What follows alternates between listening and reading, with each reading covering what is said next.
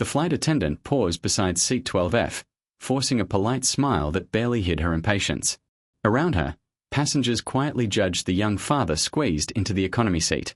His jacket was faded, his shoes were worn, and his little daughter clutched a patched-up teddy bear. Every glance seemed to say the same thing: he didn't belong on this crowded flight. When the girl asked for a cup of apple juice, the businessman in the next seat sighed loudly and rolled his eyes. Another passenger muttered that children shouldn't be allowed to fly if their parents couldn't keep them quiet. The father simply apologized, lowered his head, and whispered to his daughter, "It's okay, sweetheart. We are almost home." His name was Daniel Brooks.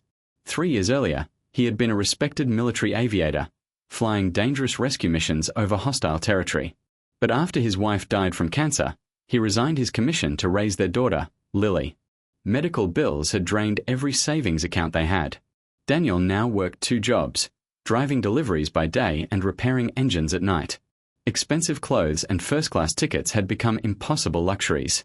As the aircraft climbed through the clouds, the captain made a routine radio call while crossing a military training corridor. Seconds later, the cockpit speakers crackled with an unexpected reply from nearby fighter aircraft. "Commercial Flight 728, this is Falcon Lead. We have your traffic in sight." The captain answered professionally, but then another voice interrupted. "Captain, would you please confirm if passenger Daniel Brooks is on board?" Inside the cockpit, the pilots exchanged confused looks. The captain called a flight attendant forward and quietly asked her to verify the passenger's identity. Moments later, she stopped beside seat 12F. "Sir, are you Daniel Brooks?" Every nearby passenger turned to stare. Daniel looked surprised but nodded. "Yes, The flight attendant hurried back toward the cockpit. A few moments later, the cabin speakers came alive.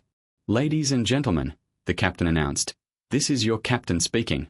We've just received a very unusual request from 2 military fighter pilots flying nearby." The cabin fell silent. "They asked us to tell passenger Daniel Brooks that Falcon Squadron has recognized his call sign, Guardian 6. Daniel froze. His daughter looked up. "Daddy, what's Guardian 6? He smiled sadly. "It was my name in the Air Force." The radio crackled again, loud enough for everyone to hear. "Guardian 6, this is Falcon Lead. We heard you're riding in the back today. We just wanted to say, welcome home, sir. None of us would be wearing these wings if you hadn't brought our instructor home alive 12 years ago." A hush swept across the airplane. The businessman beside Daniel slowly lowered his laptop. The flight attendant covered her mouth. The fighter pilot continued. "During Operation Iron Valley, your helicopter flew into enemy fire 3 times after everyone else was ordered to retreat. You rescued 6 injured pilots, including the man who later trained our entire squadron. We never forgot." Daniel closed his eyes. "I was only doing my job," he whispered. The answer came immediately. "No, sir. You did far more than that." Then the captain looked out his cockpit window. 2 sleek fighter jets appeared beside the airliner, maintaining a respectful distance. One after another, they tilted their wings in a ceremonial salute before slowly peeling away into the bright blue sky. Inside the cabin, nobody spoke. Several passengers wiped away tears. The businessman who had complained earlier quietly reached into his briefcase and handed Lily a brand new stuffed bear he had bought for his granddaughter. "I think she should have this," he said softly. Daniel hesitated. "You don't have to." "I know," the man replied. "But I'd be honored." Even the flight attendant stood beside seat 12F to thank him personally for his service.